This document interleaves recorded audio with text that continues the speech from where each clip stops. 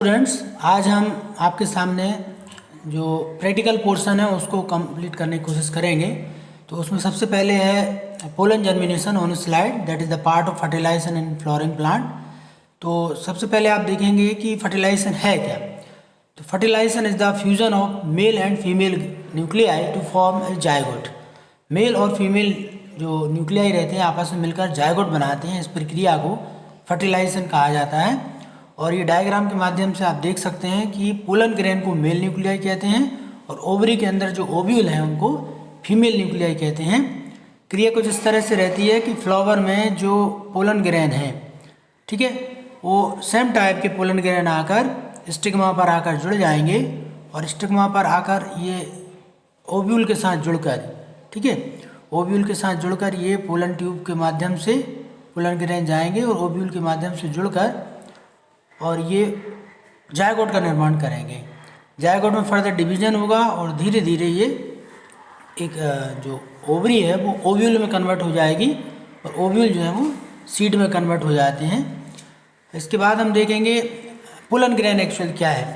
Pollen grain विभिन्न प्रकार की प्लांट प्रजाति में डिफरेंट टाइप के होते हैं। इनका साइज़ 10 to 200 माइक्रोन तक होता है और each pollen grain has 2 quotes.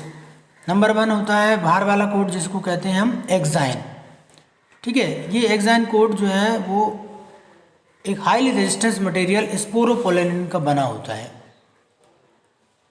ये संसार का सबसे ज़्यादा रेजिस्टेंस मटेरियल है और जनरली इसको हम एक्साइन के नाम से जानते हैं। दूसरी जो लेयर होती है उसको इंटाइन कहते हैं। ये सेलुलोज की बनी होती है और वास्तव में जो पोलन ट्यूब है वो इंटाइन के द्वारा ही आगे निर्मित होती है।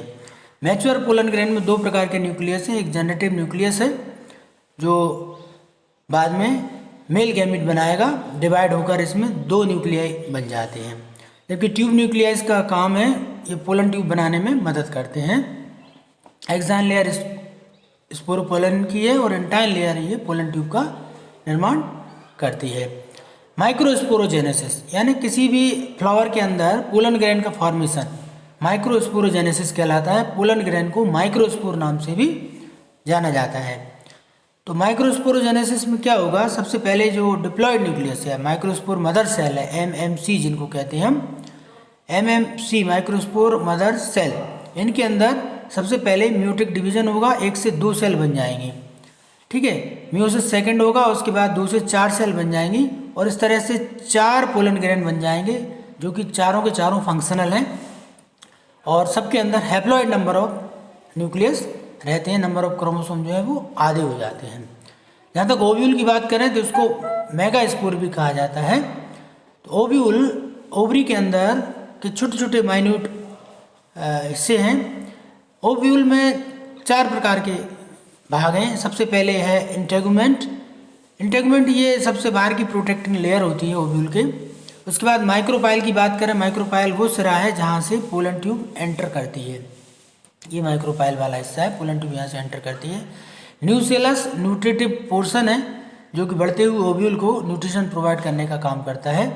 और एम्ब्रियोसेक की जहाँ तक हम बात करें तो सेंटर ऑफ न्यूसेलस के बीचों बीच वाला हिस्सा जिसमें 7 सेल एट न्यूक्लिएटेड कंडीशन रहती है उसको हम एम्ब्रियोसेक कहते हैं। ये 7 सेल 3 जो है वो ऊपर की रहती हैं, एंटीपोडल कहते हैं, ठीक है। 3 एक सिनर्जिड कहलाती हैं और 2 जो है वो पोलर न्यूक्लियाई के नाम से जाना जाता है इनको।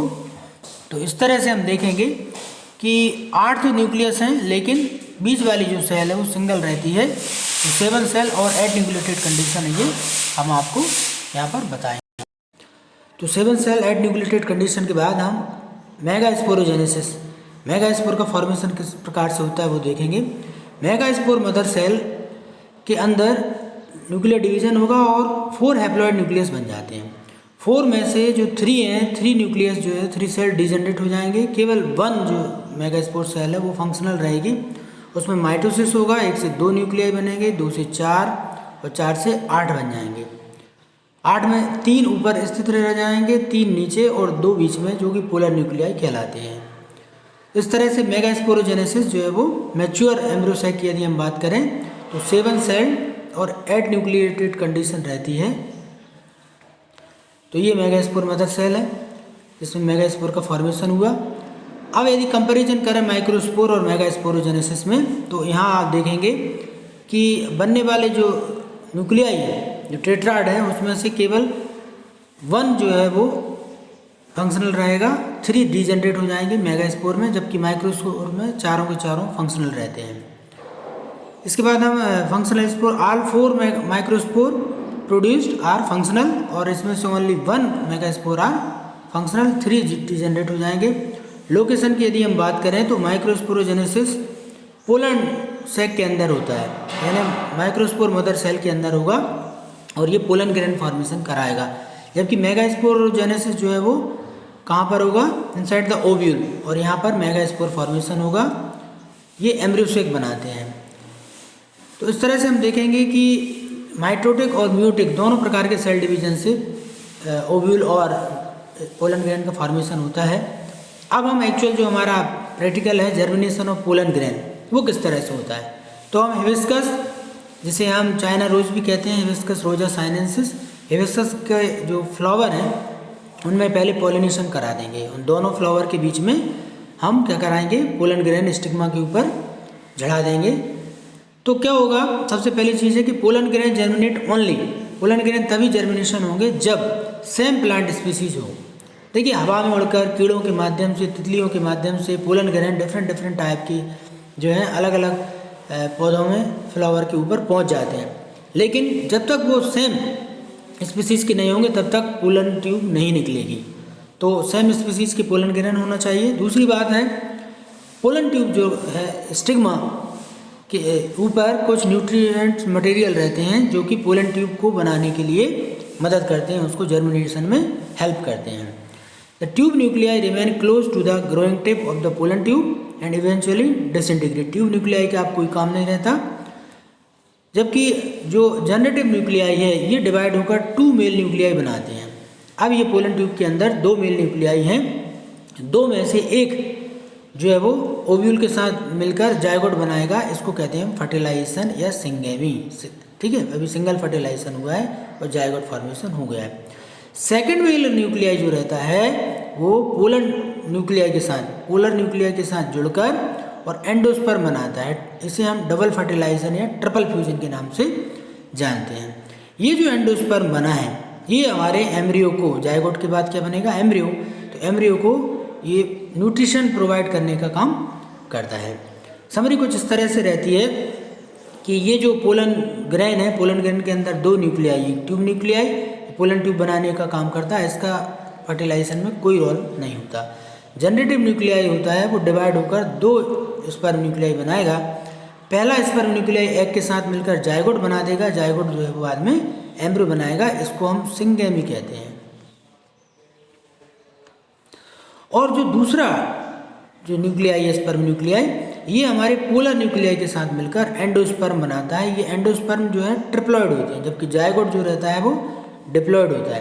तो इस संबंधित क्वेश्चन भी पूछ सकते हैं कि भाई यदि n = 2 है तो एंडोस्पर्म कितने न्यूक्लियाई रहेंगे, तो 2 × 3 = 2 हो जाएंगे 6। इस तरह से हम बता सकते हैं कि एंडोस्पर्म में कितने न्यूक्लियाई होते हैं।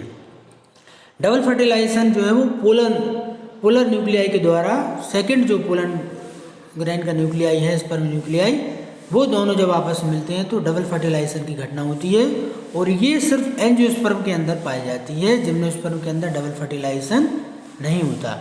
तो एंजियोस्पर्म के अंदर इससे एंडोस्पर्म बनने का जो मार्ग प्रशस्त होता है, और एंडोस्पर्म में 3 न्यूक्लियाई हो जाते हैं, 2 पोलर न्यूक्लियाई और 1 स्पर्म न्यूक्लियाई, इसलिए इसको हम 3N भी कहते हैं, जो बढ़ते हुए एम्ब्रियो सैक को न्यूट्रिशन प्रोवाइड करने का काम करता है। उम्मीद है आपको ये सब समझ में आया होगा। इस आधार पर हम पहला प्रैक्टिकल जो है पोलन जर्मिनेशन वाला कर सकते हैं। Thank you.